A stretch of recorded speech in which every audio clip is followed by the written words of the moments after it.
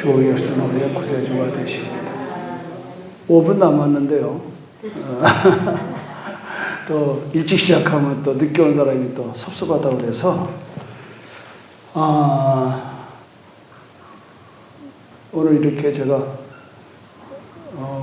어저께 백내장 수술을 하고 오늘 이제 안대를 딱 띄는 순간에 세상이 밝아 보이는 거예요. 내가 생각해, 진작 왜 못했나. 근데 몰랐어요. 내가 백내장인 거를. 우리 사모님 이제 안과를 가는 것 때문에 갔다가 나도 침침한데 한번 해볼까 해가지고 정밀 검사를 6만 원 들여서 했는데 나도 백내장이라니, 오른쪽에. 빨리 수술해야 된다고. 그래서 12월 1일 날 수술을 하고 미얀마를 가려고. 왜냐면 침침하니까. 근데 그거를 알고 나니까 사람이 심리가 그래. 모를 때는 그런가 보다 그러는데 백내장 때문에 내가 눈이 시력이 나빠진다는 걸 알고 나니까 진짜 그렇게 생각해요. 이렇게 하면은 뿌옇고 이렇게 하면 밝게 보이고. 그래서 그러면서 좀 조심스러운 왼쪽에는 황반점인가 그게 생겨서 이거는 치료가 어렵다네. 근데 정말 조그만데 두고 보자. 근데 이거는 수술해야 된다. 그 11월 1일 날 다 예약을 했는데 어느 장로님이 막 전화가 와가지고 막 난리가 났어요. 그냥 그렇게 소리 지르는 거 처음 들었어요. 목사님, 지금 미얀마가 위생이 안 좋은데 수술을 하고 가서 만에 하나 오염되면, 감염되면 큰일 납니다. 뭐 하기 급합니까? 해서 아직 안 한 거. 갔다 와서 하면 안 되겠냐고 막 강권하셔서 그래서 11월 1일 날 거를 취소하고 그래서 공항에 내리자마자 이제 일정을 잡아서 어저께 이제 2시에 한 거예요. 그리고 이제 조심스럽더라고요. 이게 수정체를 건드리는 거니까 아주 꼼짝도 못하게 하고 그냥 누워가지고 수술방에서 수술은 뭐 15분 정도인데 그 앞에 이제 이 공동을 막 확장하는 약도 넣고 이래저래 한 2시간 반 걸려요. 근데 이제 이렇게 오늘 안대를 딱 띄고 보니까 이쪽으로는 너무 잘 보이는 거예요. 근데 이제 안경을 써보니까 이쪽은 도수가 떨어지니까 이쪽이 잘 안 보이네 또. 이건 잘 보이는데. 그래서 오늘 안경점에 가서 이거를 확인할까 하다가 내일 가기로 하고 오늘 또 뭐 여러 군데 신방 다니느냐고. 그래서 뭘 깨달았냐면 병원은 친해져야 된다는 거예요. 어떤 분이 그래요. 자기는 1년에 한 번씩 꼭 안과를 가서 확인한다는 거예요. 알고 보니까 그분이 당뇨 환자더라고. 그러니까는 당뇨 환자들이 위험한 건 눈이잖아요. 그러니까 늘 1년에 한 번씩 안과에 가서 자기가 지금 당뇨로 인해서 안과의 질환이 좀 진행되는지 그거를 확인한다. 근데 나는 당뇨 환자가 아니니까. 그러나 이제 노안인 줄만 알았어요. 그런데 오늘 이 수정체를 갈고 이렇게 바꾸면서 보니까 너무 잘 보이고, 그래서 제가 여러분에 부탁하는 거는 하여튼 늙어서 그러려니 하지 마시고 자꾸 병원을 좀 활용할 필요가 있어요. 또 뭐 싸잖아요. 또 병원비도. 그러니까 우리가 병원 키워서는 안 된다 하는 결론이에요. 저는. 근데 건강하신 분들 보니까 늘 정기적으로 검사를 해요. 우리 박준효 장로님 네 분 같은 경우는 뭐 1년에 봄, 가을인가 꼬박 서울 가서 종합검사 2분이 꼭 받고 건강하시잖아요. 그런데 뭐 바쁜 핑계도 있고 귀찮은 거 솔직히 게으른 게 더 많습니다. 그렇게 검사하는데 큰 돈 안 들이는데도 불구하고 괜찮겠지 설마 그러다 설마가 사람이 한다.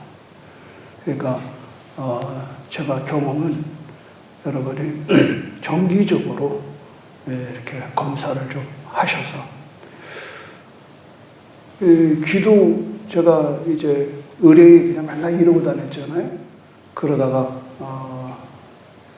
검사를 해보니까 아이고 빨리 보청기 껴도 어렵다 할 정도로 이비인후과에 그것도 이비인후과.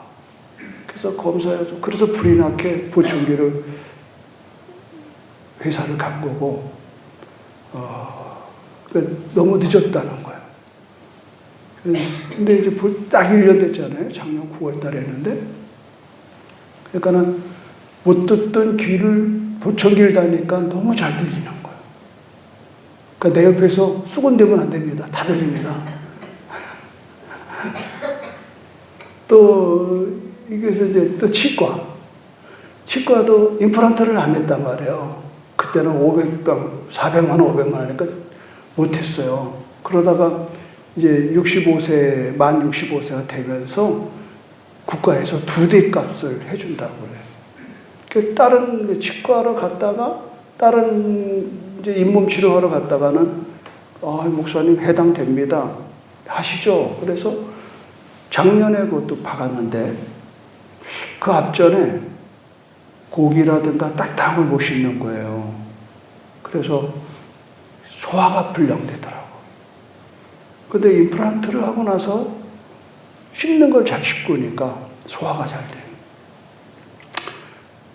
그러니까 치과, 청각, 청력, 시력. 근데 하나가 안 되는 게 있어요. 코는 방법이 없어요. 근데 의외로 냄새 못 맡는 분들 많습니다. 늙어가지고. 이런 부분. 그러니까 결과적인 거는 우리의 몸은 유기체이기 때문에 하나가 안 좋으면 다 안 좋은 거예요. 제가 보청기를 끼고 나서 목사님들 들은 얘기는 목사님 보청기 끼고 굉장히 활력이 생겼다. 그런 얘기를 들었는데 이제는 눈이 밝아지니까 또 활력이 생기더라고요. 또 치아가 좋아지니까 먹는 게 자신감이 생겨요. 이건 전부 다 뭐예요? 땅의 것들이죠. 그러니까 땅의 것들은 땅의 자연의 법칙에 순응해야 되는 거예요. 이게 무릎이 아프다, 허리가 아프다 이게 전부 다 중력법칙에 의한 거거든요. 그래서 자꾸 나이가 먹으면 근육은 빠지고 근력이 빠지니까 뼈와 뼈 사이가 자꾸 늘어붙는 겁니다. 이런 데서 오는 이제 몸은 자꾸 노화가 되는 건 사실이에요. 그러나 노화가 되는 거를 빨리 노화를 하는 거를 방지하는 게 이제 문제인 겁니다. 그걸 우리가 습관해야 돼요. 돈 들지 않아요. 운동입니다. 운동.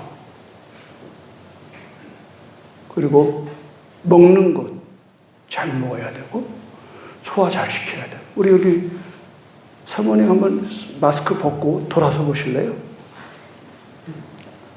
보십시오. 이분이 처음 오셨을 때에 한 달 반 전하고 지금하고 얼굴을 좀 보십시오. 박수 한번 쳐주세요. 7kg가 늘었다고 그러더라고요. 먹으니까. 너무 감사한 거예요. 이게 위궤양 안 아픈 사람 모릅니다. 먹지를 못해. 소화를 못 시켜. 지금은 없어서 못 먹어요. 좀 여러분 모시고 나가서 식사대 좀 많이 하세요. 그러니까 우리의 삶이라는 게 땅의 것을 무시하면 안 됩니다. 육체를. 내가 지금 느끼는 건 뭐냐면 영혼이 잘된 같이 범사가 되고 강건한 축복이 있잖아요. 근데 거꾸로예요. 육체가 병들고 육체가 진 빠지면요 영이 다운돼요. 건강한 육체에 건강한 정신이 깃들여요. 건강한 정신이 깃들여야 우리는 어떻게 합니까? 건강한 영이 살아 역사하는 거예요. 몸이 여러 가지로 불편하면 영적으로 혼란이 오고 막 힘이 들어요.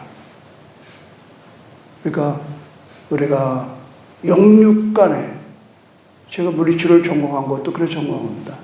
영적인 치료가 있어야 되고 육체적인 치료가 있어야 돼요.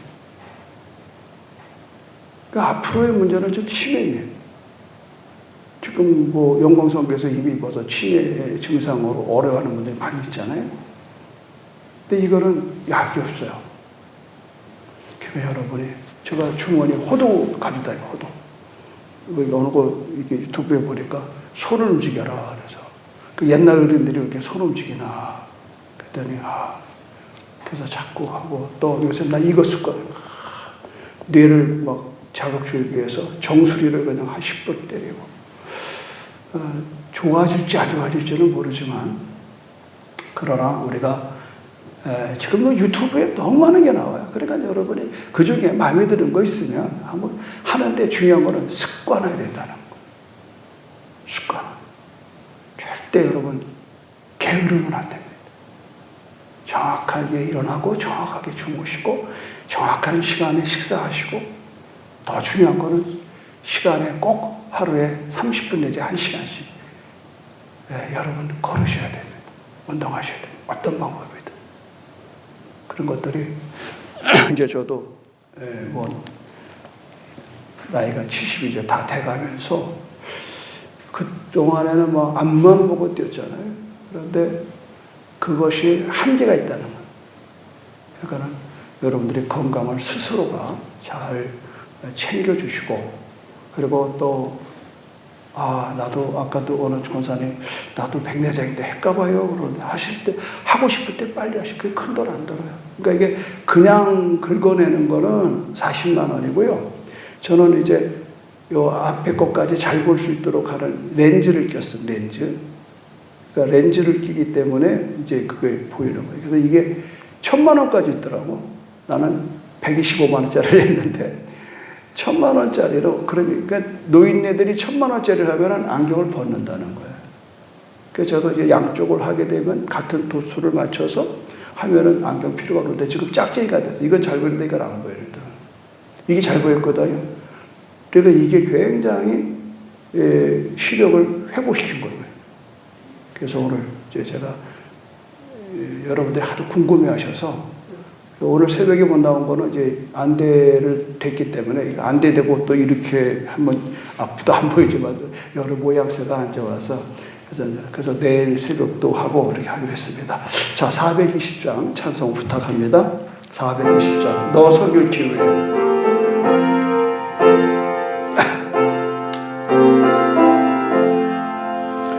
너 성결케 위해 늘 기도하며 너 주 안에 있어 늘 성경 보고 온 형제들 함께 늘 사귀면서 일하기 전마다 너 기도하라. 너 성결케 위해 내 머리 숙여 저 은밀히 계신 내 주께 빌라. 주 사귀어 살면 주 닮으리니 널 보는 이마다 주 생각하리. 너 성결케 위해 주 따라가고 일 다급하여도 방황치 말고 참 즐거울 때나 또 슬플 때나 너 주님만 믿고 늘 따라가라. 너 성결케 위해 늘 기도하며 내 소원을 주께 다 맡기어라. 너 성령을 받아 주 섬겨 살면 저 천국에 가서 더 잘 섬기리. 4절만 한 번 더 할까요? 너 성결케 위해 늘 기도하며 내 소원을 주께 다 맡기어라. 너 성령을 받아 주 섬겨 살면 저 천국에 가서 더 잘 섬기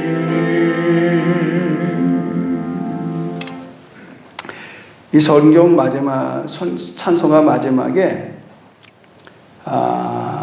너 성결케 위해 늘 기도하며 내 소원을 주께 다 맡겨라. 그러면서 성경 가사는 이렇게 말합니다. 너 성령을 받아 주 섬겨 살면, 이 말은 오늘 이제 우리가 그리스도인의 생활의 방법이 뭐냐를 이제 공부하는데, 중요한 것은 그리스도의 삶을 살아간다는 것은 결코 내 노력으로 안 된다는 겁니다. 제가 강조되는 게, 제가 목회 30년 하면서 강조하는 거예요. 우리의 수고로 하려고 하면 할수록이 더 나는 강력한 자기의에 빠져버려요. 난 내가 해봐서 알아요. 내가 예수 60년 믿었습니다. 나만큼 자기의에 강한 사람이 없습니다. 이걸 누가 제일 잘 아냐? 우리 사모가 잘 알아요. 당신은 자기가 강해. 그러니까 설교를 그렇게 힘들게 하고 성도들한테 야단치는 거 아니에요. 그렇습니다, 여러분. 그런데 성령을 받으면 어떻게 되느냐? 성령 안에서 내가 모든 걸 맡길 수 있고, 오늘 내가 하고 싶은 얘기는 뭐예요? 저 천국에 가서 더 잘 섬기리. 여기서 섬김이 몸에 배야 천국에서 더 큰 섬김이 있는 거예요. 천국은 누리는 데가 아닙니다. 하나님 앞에 이제는 귀로만 듣던 하나님을 눈으로 보는 거예요. 흥분되지 않아요, 여러분? 우리가 성경으로만 배웠던 하나님을 직접 눈으로 보는 거예요. 그 영광스러움을 보는 거예요. 천국에서 우리 하나님이란 단어가 없습니다. 예배밖에 없습니다. 그러면 이 땅에서 우리가 예배에 대해서 몸이 되지 않으면 진짜 천국 가서 힘들어요. 오늘 이 수요일날 나온 여러분들은 이미 벌써 몸에 예배가 밴 사람들이에요. 수요일날 나오는 분들은 대다수가 신앙생활을 오래 하신 분들이에요. 다른 거는 모르겠는데 난 예배만큼 안 빠진다. 그들의 예배에 그 능력을 가지고 교회가 운영되는 거예요. 운영. 아무리 뭐 별의별 일을 다 해도 예배가 등한시되는 사람을 가지고 교회가 운영될 수가 없습니다, 여러분. 직분 가지고 되는 게 아닙니다.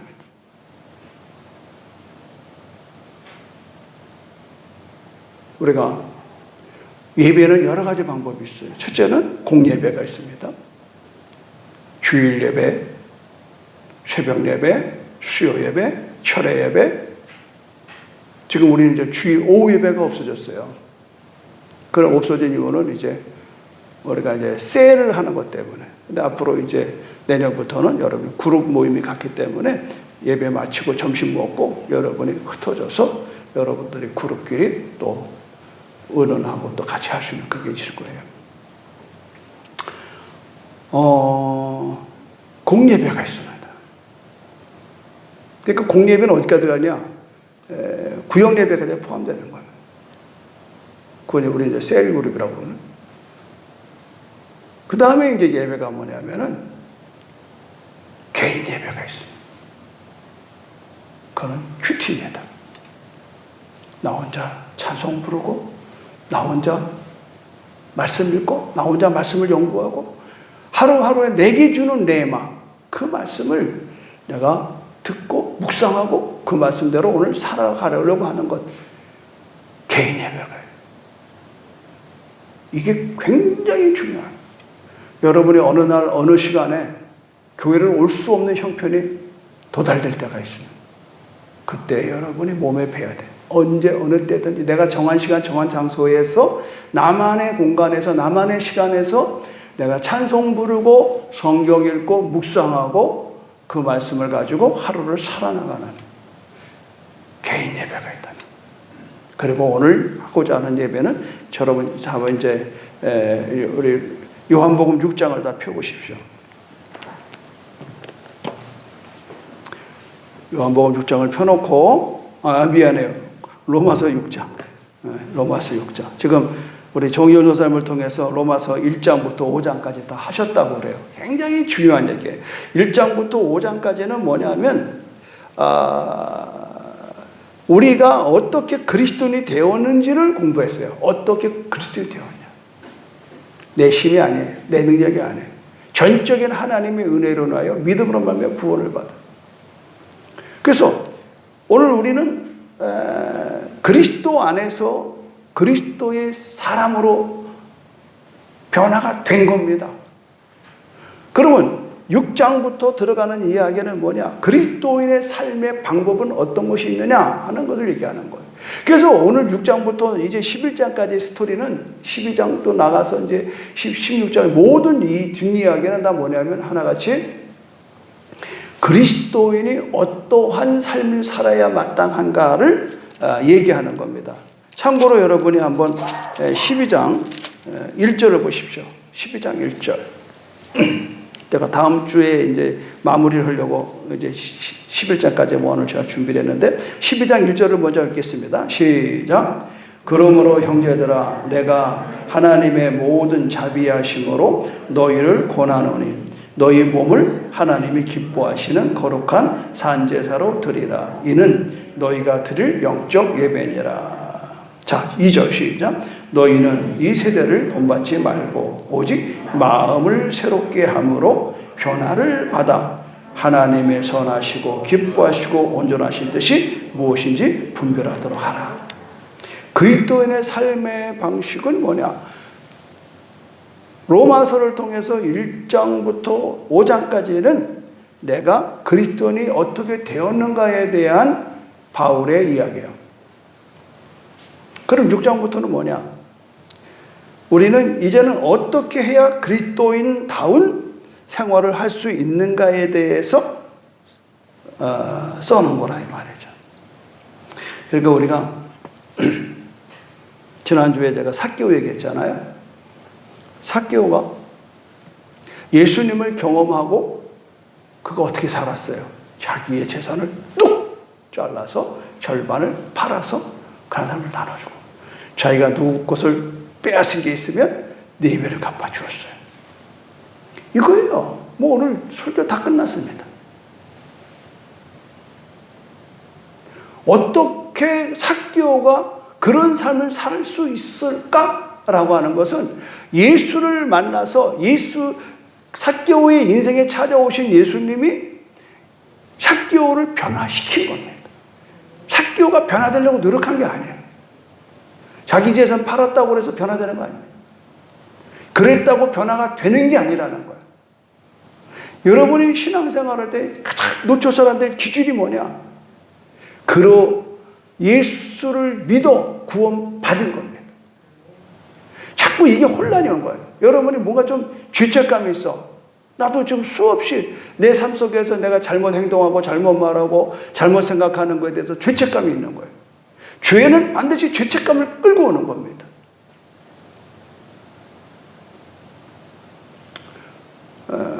이번에 어저께 여러분 극동방송 생방송 혹시 들어보신 분? 어저께 제가 생방송할 때 관심들이 없어요.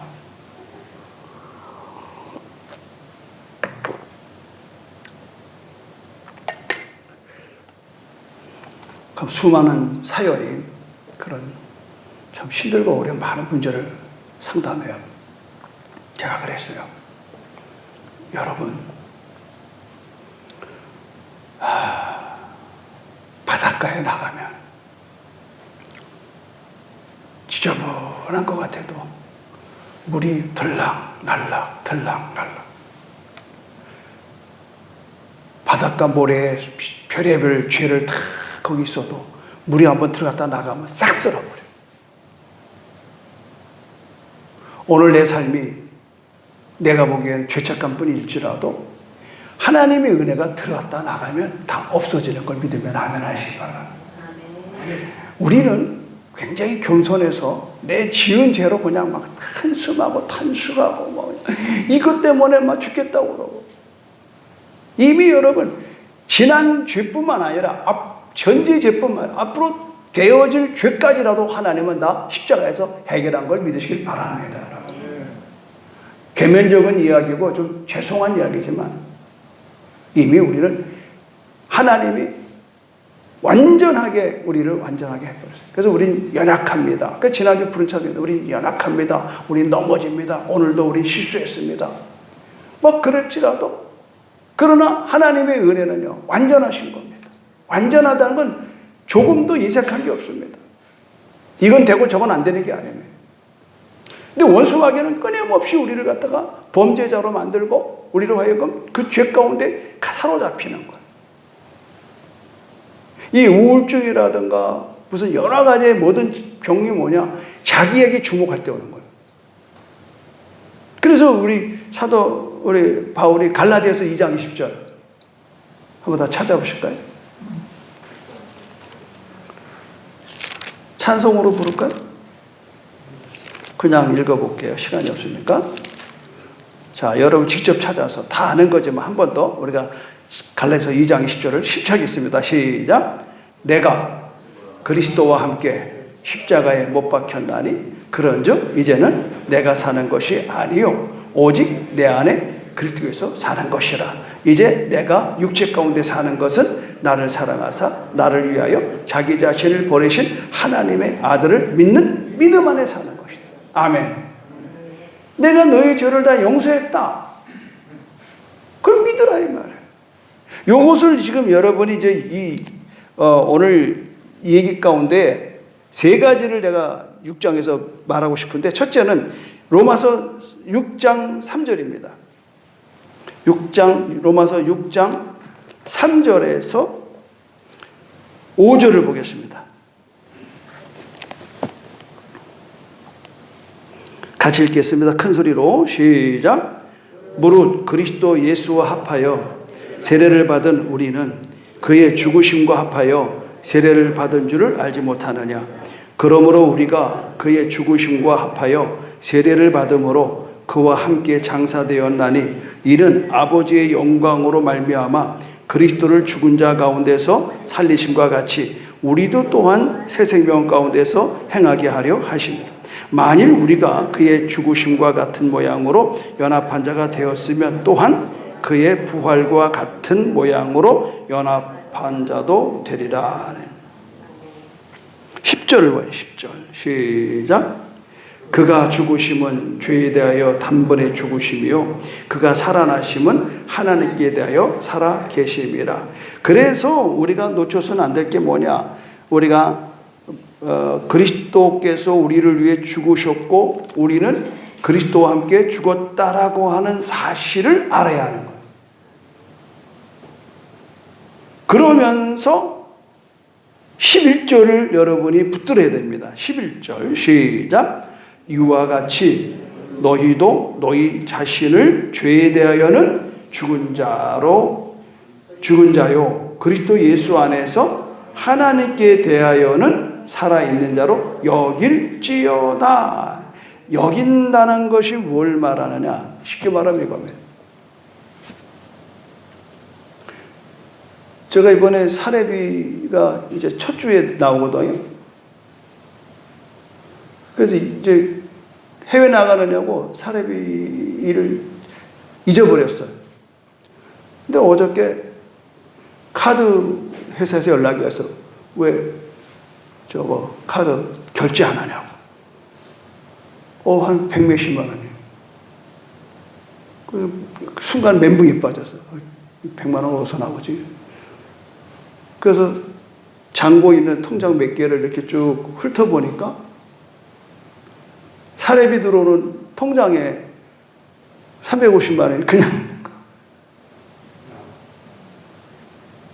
그러니까 이미 나는 걱정 없이 350만 원 교회에서 송금한 것이 거기 이미 오래전에 들어와 있는데 나는 그걸 생각을 못했어. 그래서 그거를 얼른 챙겨서 카드 빚을 다 갚았어요.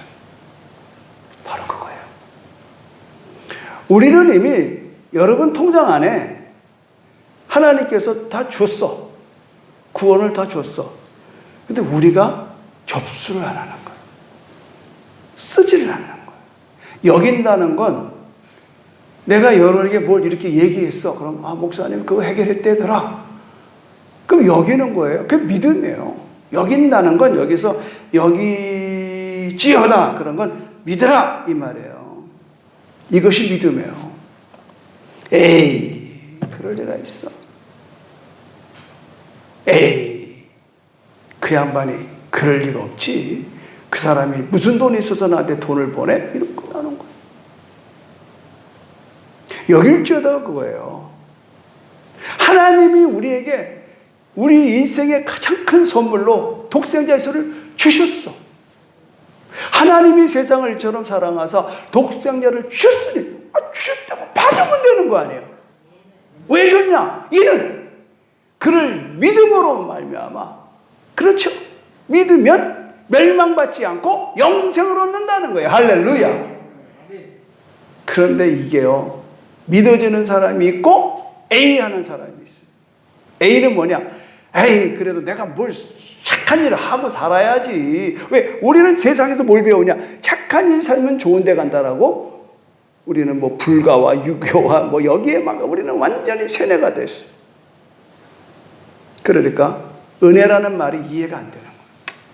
세상에 공짜는 없다. 세상에 가장 중요한 진리를 찾으라고 그러면 어느 책에 보니까 세상에 공짜는 없다 이런 거예요.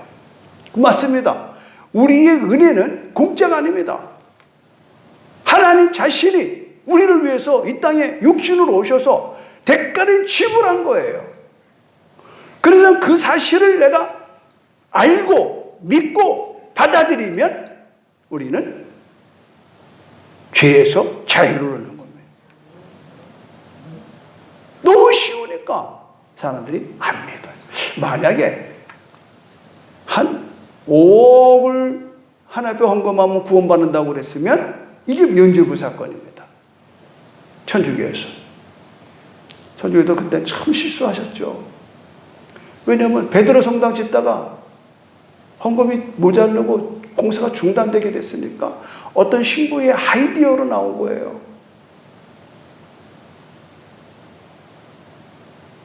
이 사건으로 인해서 개신교가 시작이 된 거죠.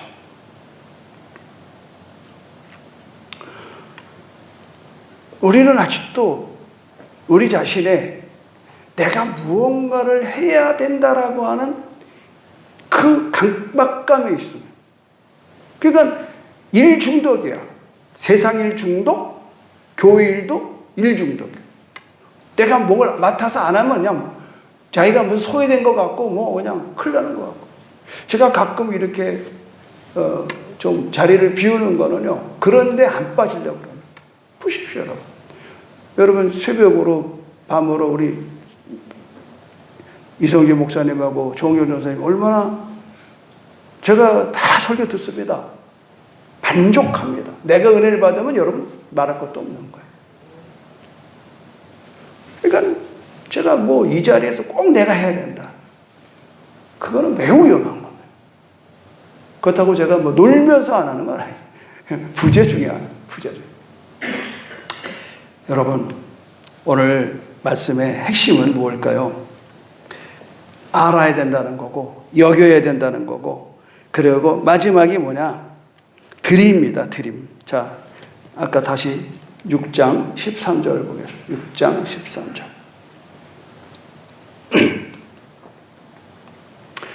13절 시작. 또한 너희 지체를 불의의 무기로 죄에게 내어주지 말고 오직 너희 자신을 죽은 자 가운데서 다시 살아난 자같이 하나님께 드리며 너희 지체를 의의 무기로 하나님께 드려라. 드리다 드려라. 이 말은 뭐냐면 드린다는 게 뭘까요? 여러분 죄송합니다만 여자의 일생은요 결혼한 순간 남편한테 순종하는 겁니다.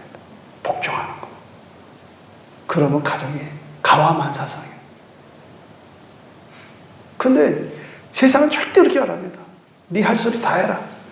시집가기 전에 뭐라고 그러면 친정에서 언니들과 엄마가 절대 조잡히면 안 된다. 처음부터 기세를 펴라. 또 저 시집에서는 또 아들 갖다 놓고 너 첫 번부터 마눌 때 조잡히면 안 된다.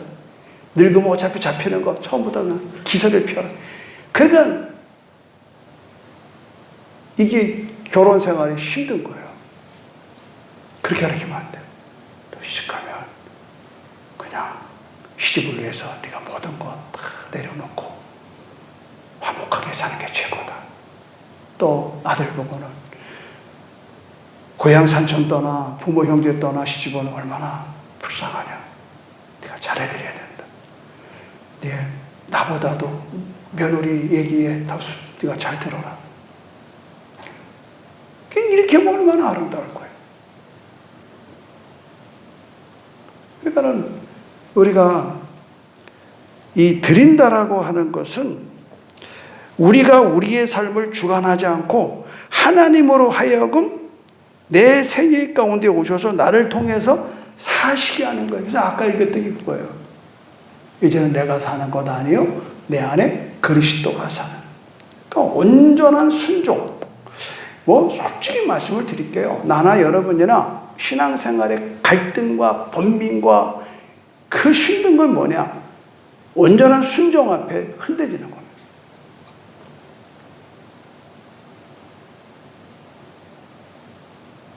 흔들려.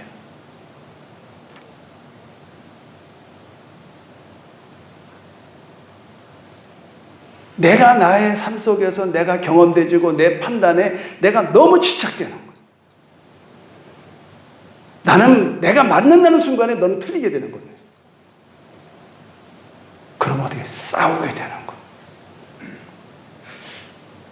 소통을 할 필요 있어요. 나는 이렇게 생각합니다. 당신은 어떻게 생각합니까? 나는 이렇게 생각합니다. 그럼 어떻게 돼요? 딱 대립이 돼? 그때 어떻게 하면 좋을 거예요? 성숙한 사람이 먼저 내려놓는 거. 아, 이건 안 되겠구나. 내가 지지 뭐. 내가 지지. 이거 싸움은 걸면 끝도 없고 한도 없고. 우리 교회가 그동안에 분열 없고 싸움 없는 이유 중에 하나는 바로 그거예요. 저는 그렇게 설교했고 또 그렇게 살았습니다. 때로는 내가 내 생각이 옳은데도 불구하고 그것이 아니라고 우겨대는 사람이 있으면은 기꺼이 저는 내 생각을 내려놨습니다. 여러분, 드린다는 것은 우리 하나님께서 우리 안에서 그의 뜻을 행하시며 우리를 통하 일하게 하는 거예요. 나는 그래서 겟세마네 동산에서 예수님이 할 수만 있거든 이 선자를 내게서 좀 피하게 해주세요. 제자들은 자빠져 자고 앉아있고 얼마나 애타겠어. 기도하고 와보면 또 코 골고 자고 있고 그런데 주님 마지막 기도가 주여 내 뜻대로 마시옵고 아버지 뜻대로 하시옵소서. 예수님이 마지막에 우리한테 보여준 기도의 모범은 바로 그거예요. 기도는 원래 기도하러 나오잖아요. 그러면 우리는 기도할 때 내가 결정된 것이 이루어달라고 막 난리치는 거야. 막 소리 높여 아니면 금축하고 막. 그런데 기도라고 하는 원어의 뜻은 하나님 앞에 내 생각을 가져가서 기도하면서 내 생각을 내려놓고 하나님의 생각을 집어넣어서 오는 게 기도라는 얘기라 이 말이에요. 그게 하나님 앞에라는 말이야. 제가 그거를 깨달은 지가 한 5, 6년 되는데 아, 기도는 내 뜻을 내려놓는 게 기도구나. 이렇게 얘기했잖아요. 어떤 문제를 가지고 막 그냥 힘들어서 기도로 막 와서 혼자서 뭐 하다가 하나님이 내 마음을 바꿔놔요. 야, 뭐 그걸 가지고 그렇게 액을 바꿔라냐. 네가 져주면 될 텐데. 네가 내려놓으면 될 텐데. 그러는 순간에 내 마음이 큰 문제가 녹아지는 거예요. 그리고 거꾸로 그를 위해 축복하게 하고 하나님 감사합니다. 그래서 대립되는 것을 내려놓고 포기하니까 주님이 결국은 더 하나님이 내 마음에 평강을 주고 기쁨을 줘요. 이건 경험해본 사람밖에 몰라요. 여러분, 초반부터 우리가 그리스도인의 삶의 방식을 제가 말씀하는 거.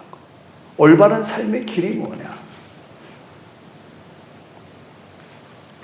우리 안에 하나님의 뜻을 행하도록. 그러니까 하나님은 절대 하나님의 일을 자기가 못해. 미안하지만. 하나님은 반드시 하나님에게 순종하는 사람을 통해서 그 일을 하게 하시는. 뭐 아는 사람 알고 모르는 사람 모릅니다만은 이번 사실 지난 주일날, 그 지난 주일날 3시 반부터 내 마음에 난 가슴앓이가 뭔지 몰랐어요. 숨 못 쉬는 게 뭔지 몰라. 과로로 인해서 급성 폐렴이 들어왔어. 숨을 못 쉬게 해놨어. 가슴은 아프고. 어떻게 할 수가 없어. 어떻게 할 수가 없어. 그날 보셨죠? 여러분들 밥 먹으러 갈 때 내가 늦게 간 것도 진짜 거기 갔다 오면 내가 못 일어날 것 같아서 안 가려고 그러다가 또 안 가면 또 안 될 것 같아서 가자 그러고 그냥 억지로 와서 밥이 먹었는지 안 먹었는지 그리고 그냥 집에 가서 그냥 다운됐어요. 그 다음 날 월요일 날 새벽마다 새벽반 공부에 마무리를 좀 할 게 있어서 기쓰고 나와요. 그때 계속 기침 나오고 오죽하면 저희 친척되는 할아버지가 있어요. 장로님이 양평에 계신 분이 전화가 와서 사모한테 사모님 목사님 기침하는 게 심상치가 않아요. 빨리 병원 데리고 가세요. 뭐 그렇게 막 전화가 왔다고 그래요. 그래서 나는 나대로 내가 주일날 설교를 기억합니다. 평양에 그 제임스 닥터 홀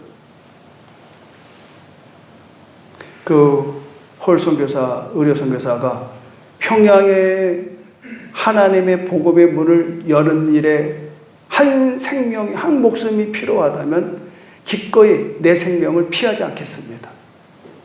그게 여러분 나중에 이제 양화진에 한번 가서 제임스 닥터를 한번 가보십시오. 거기에 묘비에 그렇게 써 있어요. 내가 1부 때도 그 설교에 체크가 안 되는데 2부 때 갑자기 그 상황에 나와서 내가 그날 설교를 한 거예요. 그런데 이제 월요일 날 방송 또 몇 편 또 녹음해 보내야 되지 막 일이 짐도 못 샀어요. 어떻게 할 수가 없는 거야. 내가 이렇게 해서 죽는구나 그때 알았어요. 사람이 숨을 못 쉬는 것처럼. 근데 폐의 문제니까. 근데 폐렴은 열이 나고 기침을 심하게 해야 되는데 그게 없는 거예요. 나중에 요새는 또 노인성 폐렴을 미리 아십시오. 열도 없고 기침도 없다는 거. 근데 그래도 견디고 그냥 그때 딱 생각을 한 거야. 내 기준은. 내가 이번에 미얀마 가서 죽을 수도 있다라는 판단을 하고 간 겁니다. 5년 전에 갈 때도 내가 여러분 아시는데 수술 다 하고 진짜 그때 갈까 말까 굉장히 망설이다가 간 거예요. 왜냐면 제가 안 가면 거기에 그 영성 훈련이며 이 모든 것들이 할 수가 없어요. 그래서 주일날 왜 하나님이 그 제임스 닥터 얘기를 했나? 묘비령 얘기를 했나? 하나님, 나보고 이것을 기준, 표준 삼으라 하는가 보다. 내 삶을 드리라는가 보다. 그래서 이제서 고백이지만 나는 그 각오라고 한 거예요. 가서 못 돌아올 수도 있다. 근데 참 희한하게 그날 월요일 날 오후에 영광선교회 어르신들이 목사님 떠나기 전에 밥 한 번 대접한다고 식사를 하는 자리가 마련됐어. 김숙 장로님 중심으로 해서. 밥 먹다가 코피가 팍 터졌어.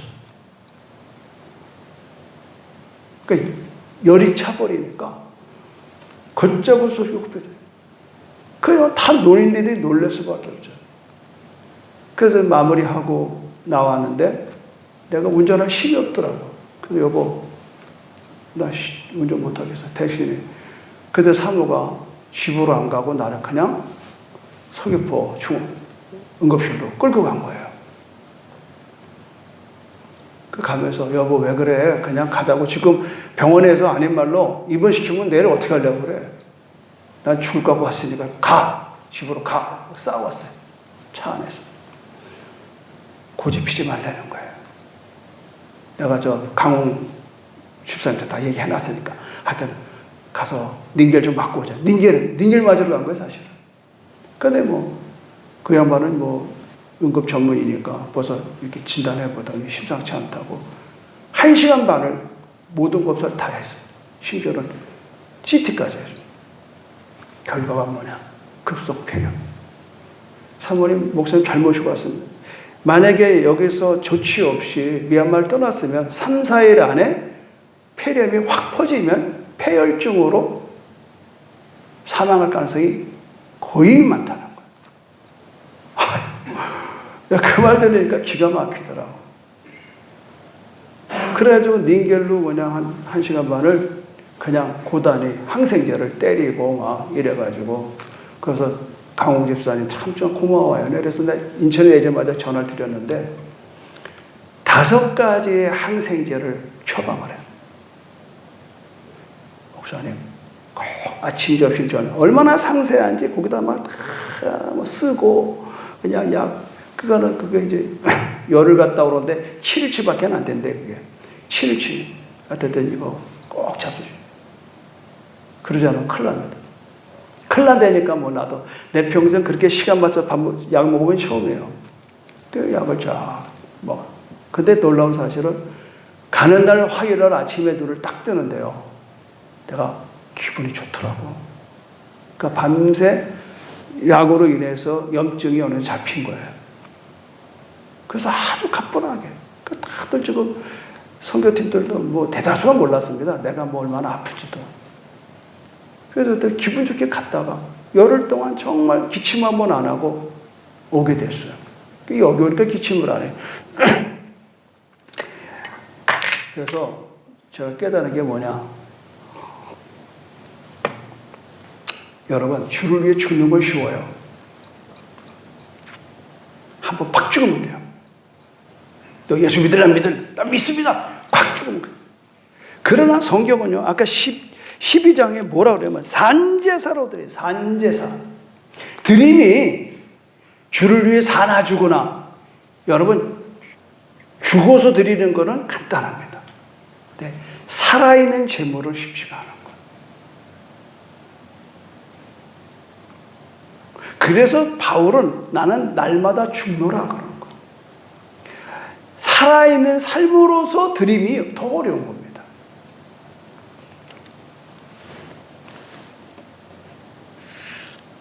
이게 내가 사는 것은 그리스도니 이 말은 뭐예요? 무엇을 하든지 다 하나님의 영광을 위해서 한다는 거예요. 그러니까 삶의 표준을 발견해야 돼요. 그건 뭐냐? 여러분이 먼저 예수 안에 내가 생명을 얻었음에 대한 확신이 없으면 절대 여러분이 내가 드린다, 뭐 나 열심히 산다, 내가 헌금 많이 한다, 내가 뭐 순교한다, 이건 전부 자기 의입니다.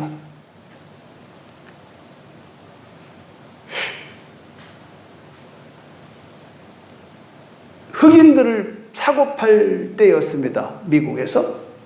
선교사님이 한 번은 시장을 나갔는데 한쪽에서 막 울고 난리가 났어요. 보니까 노예 엄마랑 노예 남편은 없고 아이들하고 이제 흩어지게 됐습니다.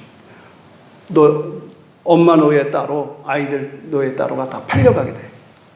위기를 발휘. 이게 같이 가야지 엄마의 마음이 좀 어차피 노예 생활이니까 이게 흩어지게 돼요. 이 선교사가 나가서 목사님이 노예 상한테 협상을 하는 거예요. 이 엄마 노예, 애들 노예 다 해서 얼마요? 얼마입니다. 그러면 내가 저들을 살 테니까 몰아서 나한테 파시오. 그래서 노예 증서랑 해서 사왔어. 노예가요, 족보가 있습니다. 우리가 이렇게 귀중한 것들 이렇게 사고 팔 때 보면은 그 증서 써주는 것처럼 족보가 있어요. 어느 주인에서 어느 주인으로 팔려가는. 그래서 선교사님이 그 엄마 노예 앞에서, 애들 앞에서 노예 증을 쫙쫙 찢었습니다. 더 이상 당신은 노예가 아니에요. 내가 샀습니다. 당신은 자유입니다. 원하는 데 가서 마음대로 사시오. 그랬더니 이 엄마 노예가 하는 말이, 선교사님, 우리는 노예로 태어나서 노예로 자라는데 사주신 건 감사합니다. 우린 자유 준 건 너무 기쁩니다. 그러나 이 자유를 존중해 준다면 우리는 선교사님을 따라가겠습니다. 그래서 선교사님이 설득을 당했어요. 들어보니까 많은 얘기예요. 노예가 자유를 얻었다고 사냐? 못 삽니다. 살 재간이 없어요. 그 시대는. 선교사님, 우리가 지금 자유를 얻었다고 어디 가서 밥을 먹을 수 있습니까? 답이 있습니다. 우리 평생을 노예로 살아서 우리 스스로 사는 방법도 모르고 능력이 없습니다. 선교사님 따라가겠습니다. 선교사님, 나는 노예로 따라가는 게 아닙니다. 선교사님 믿는 하나님을 나도 믿고 선교사님의 하는 일에 나는 협력하며 우리 아이들과 살겠습니다.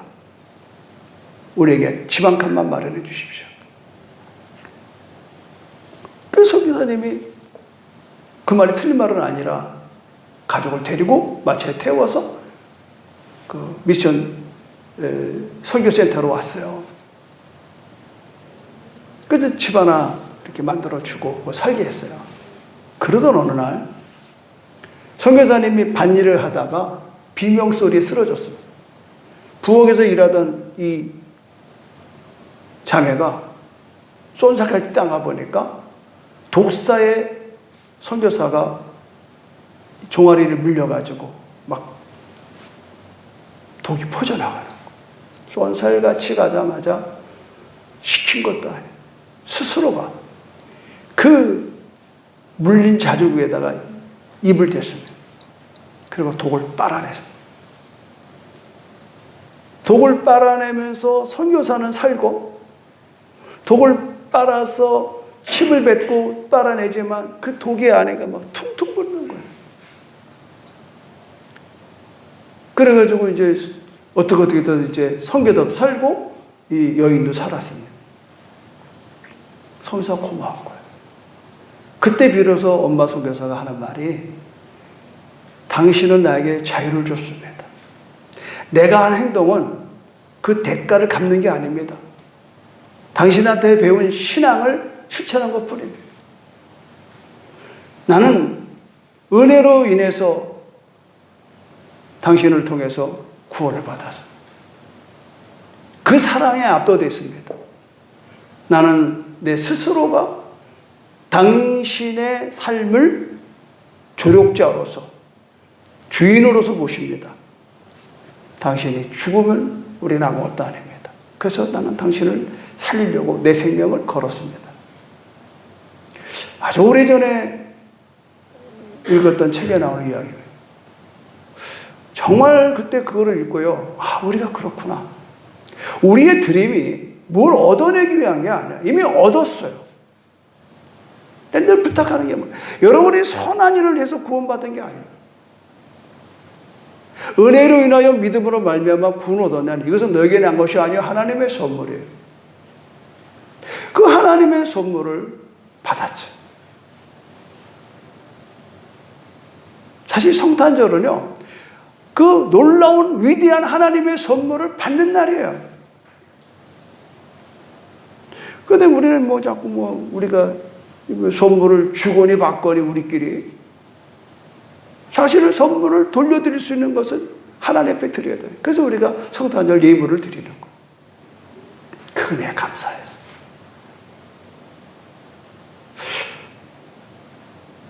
그러니까 오늘 제가 목사 되고 여러분이 성도 된 이유는 뭐예요? 우리가 자기 안에 계신 주 예수 그리스도를 기쁘게 해드리려고 노력할 뿐입니다. 그분을 기쁘게 해드리는 게 우리의 이제 본분이에요. 그걸 영광이라고 그래요. 하나님께 영광. 그래서 이 로마서 6장에서 얘기하고자 하는 건 뭐냐? 우리가 어떤 삶으로 승리를 하여야 되느냐에 대한 것을 바로 얘기하는 거예요. 첫째는 알아야 되네. 우리의 구원이 어떻게 왔는가. 두 번째는 여겨야 되는 거예요. 죄에 대하여 죽고 그리스도에 대하여서 산자로 여기는 거예요. 마지막 세 번째는 뭐예요? 여긴다라고 하는 것이 비로소 우리는 드리는 거다. 그러니까 불의의 병기에 죄 드리지 말고 오직 너희 자신을 죽은 자 가운데 다시 산 자같이 하나님께 드리며 너희 지체를 의의 병기로 하나님께 드리라. 드리며 드리라. 그래서 진정한 그리스도인은 내가 내 삶을 내 감정이나 내 경험이나 내 어떤 유익을 위해서 자꾸 도모하는 게 아니라 기꺼이 주님이 원하시는 대로, 주님이 기뻐하는 대로 내 마음을 돌이키는 거예요.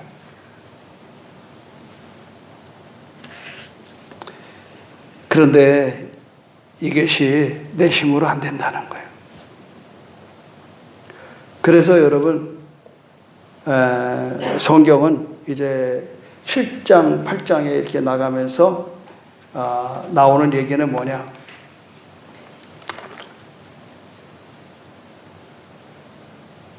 이 나를 빼야 됩니다. 나. 그리고 우리는 어디로? 영으로. 그래서 여러분 한번 이제 거기에 이제 지금 6장을 마무리하면서 7장을 보십시오.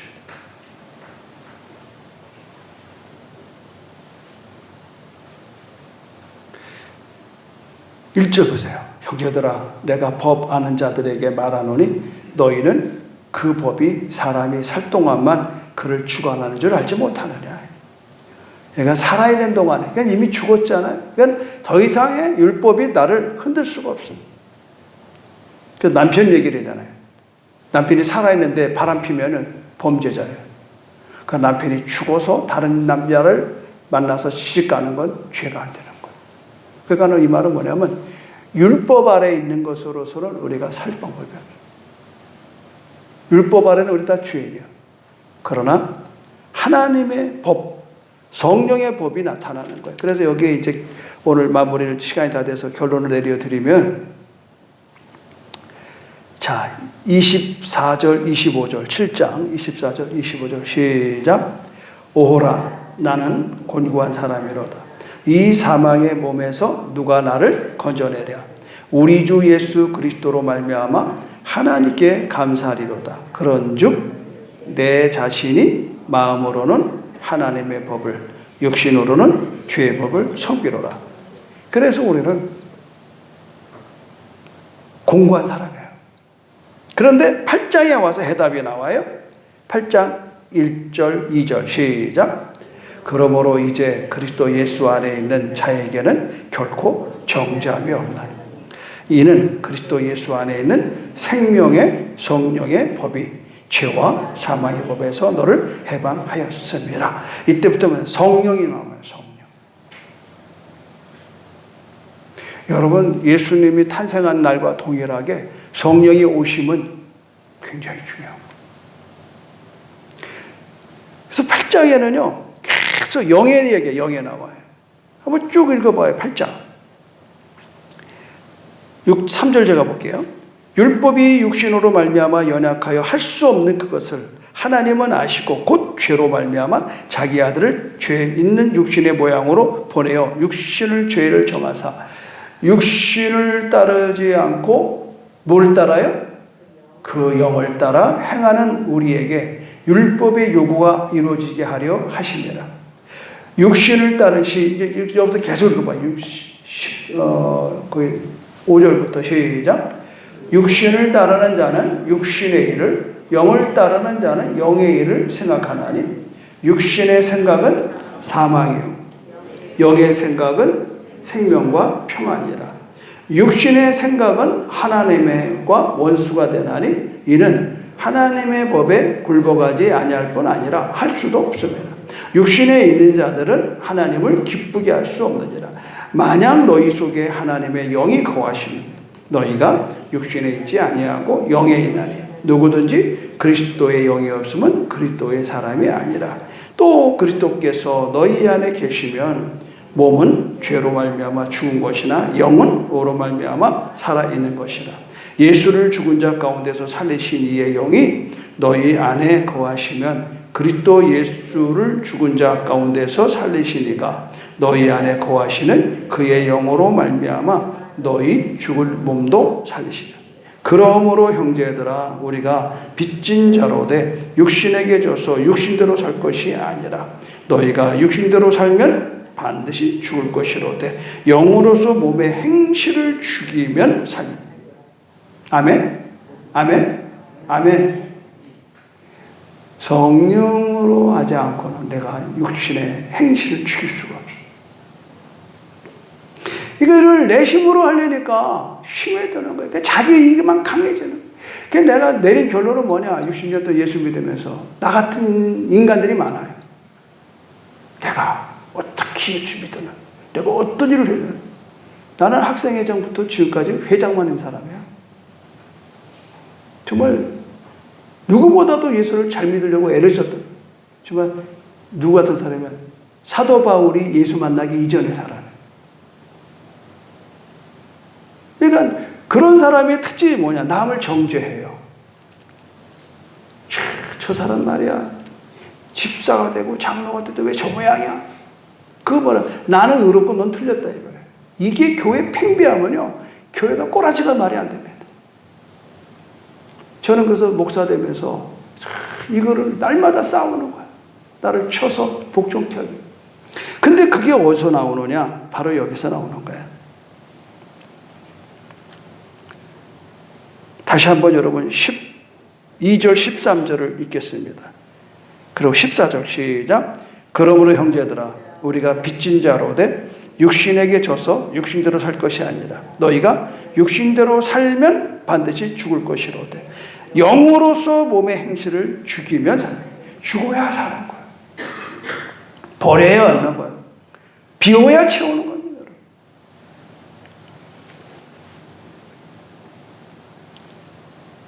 자, 14절 시작. 무릇 하나님의 영으로 인도함을 받은 사람은 곧 하나님의 아들이라. 그렇죠. 아버지 말을 듣는 사람이 아버지 말씀에 인도를 받아야 아들이지 뭐. 15절 제가 읽어볼게요. 너희가 다시 무서워하는 종의 영을 받지 아니하고 양자의 영을 받았으므로 우리가 아빠 아버지라고 부르짖느니라. 성령이, 이건 여러분 같이 읽을까요? 16절 시작. 성령이 친히 우리의 영과 더불어 우리가 하나님의 자녀인 것을 증언하시나니 자녀이면 또한 상속자 곧 하나님의 상속자요 그리스도와 함께 한 상속자니 우리가 그와 함께 영광을 받기 위하여 고난도 함께 받아야 할 것이라.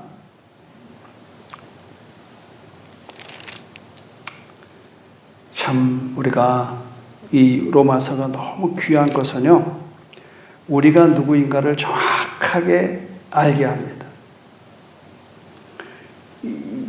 8장부터 안 나오던 성령이 나와요. 그러니까 복음과 성령이 함께해야 복음을 복음답게 살아내는 겁니다. 아멘. 그러니까 성령을 받지도 않고 성령의 인도함도 받지 않고 그냥 구원받은 걸로 만족하면요, 내 힘으로 살려고 무진장 애를 쓰는, 복음을 모르는 것도 아니에요. 근데 복음으로 살아낼 수가 없어요. 살아낼 수 없는 거를 밥을 줘야 소용없어요. 수렁에 빠진 사람이 몸부림치면 더 수렁에 빠지는 거예요. 그래서 보혜사 성령, 파라크레토스, 그가 오셔서 나를 돕는 거예요. 나는 오늘도 수없는 성령의 인도함을 받았어요.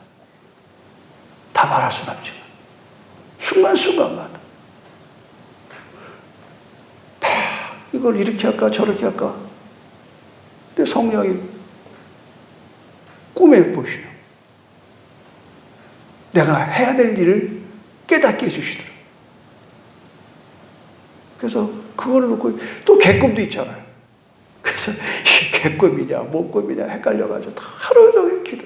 근데 오후쯤 돼서 하나님을 그거를 보여주시는, 다른 사람을 통해서 그 이야기를 나로 하여금 정리하게 하십니다. 하나님의 인도하심이구나. 하나님의 인도함은 첫째 말씀이고요, 두 번째는 사람이고요, 세 번째는 사건입니다. 사건. 그리고 생뚱맞지 않은 사람이 말 한마디, 문자 하나. 그 사람은 뭔지도 몰라. 그냥 지나가면서 툭. 여러분, 제가 지난주에 드렸던 말씀이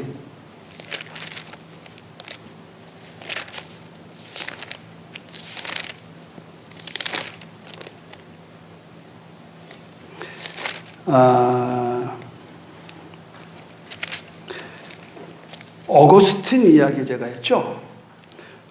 어거스틴 이야기. 어거스틴이 그렇게 개망나의 짓을 하고 했을 때에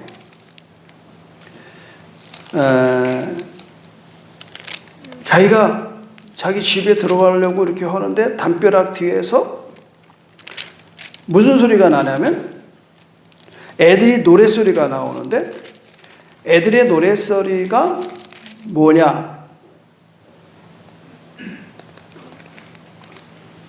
로마서 13장 펴보세요. 로마서 13장 11절에서 14절이에요. 이거를 애들이 노래로, 동네 애들은 그냥 노래들을 그냥 성경을 암송하려니까 노래를 부르는 거 있죠. 하나님이 세상을 이처럼, 그런 것처럼 애들이 노래를 부르는데 밤늦게 술이 만땅 채가지고 지네 집으로 기어 들어가는데 어디선가 들려오는 소리가 이 소리야. 한번 읽어볼까요? 로마서 13장 11절에서 14절 큰 소리로 시작. 또한 너희가 이 시기를 알거니와 자다가 깰 때가 벌써 되었나니 이는 이제 우리의 구원이 처음 믿을 때보다 가까웠으며. 이제 12절에서 깨졌습니다. 시작. 밤이 깊고 낮이 가까웠으니 그러므로 우리가 어둠의 일을 벗고 빛의 갑옷을 입자. 13절. 낮에와 같이 단정히 행하고 방탕하거나 술 취하지 말며 음란하거나 호색하지 말며 다투거나 시기하지 말고 오직 주 예수 그리스도로 옷 입고 정욕을 위하여 육신을 돕니다. 어거스틴이 자기 보고 하는 얘기로 받아들였어. 그래서 그 술기운에도 성경을 찾아가지고 애들은 막 로마서 13장 몇 절에서 몇 절 막 이러고 노래를 하는 걸 암송했다가 딱 펴보니까 자기 얘기야. 낮에와 같이 단정히 행하고 방탕하거나 술 취하지 말며 음란하거나 호색하지 않으며 다투며 시기하지 말고 밤이 깊고 낮이 가까웠으니 그러므로 너희가 어둠의 일을 벗고 빛의 갑옷을 입자. 이때 청청병력 같은 하나님의 음성으로 듣고 이 어거스틴은요 마치 삭개오가 변화되듯이 하나님을 경험하는 거예요. 말씀으로. 당대의 이 시대의 당대의 어거스틴은 굉장히 공부 많이 한 사람이에요. 그래서 참회록이라는 걸 쓰고 기독교 초기의 신학자로서는 넘버원이 어거스틴이 됐습니다. 말씀이에요, 여러분. 오늘도 여러분이 이 자리에서 듣거나 집에서 방송으로 말씀을 들을 때 여러분이 이런 울림이 있어야 되는 거예요. 이런 울림. 그래서 그 말씀에 부딪혀서 괴로워해야 되는 거예요. 오늘 은혜 받았어요. 그런 은혜 백날 받아야 헛겁니다. 내 문제가 돌발되고 내 문제에 긴급한 게 터지고 내 자존심이 구겨지고 내 삶이 그냥 막 흔들려지면요. 배력이 없어요. 그래서 여러분이 말씀을 붙들라는 거예요. 말씀을. 그러니까 여러분들에게 하나님의 인도하심은요. 환경을 통해서 와요. 환경. 그리고 사건과 사고를 통해서.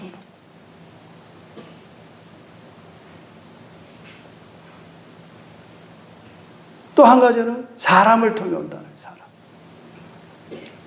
생각지도 않은 사람이 전화가 와서 위로한다든가 또 기도해 준다든가.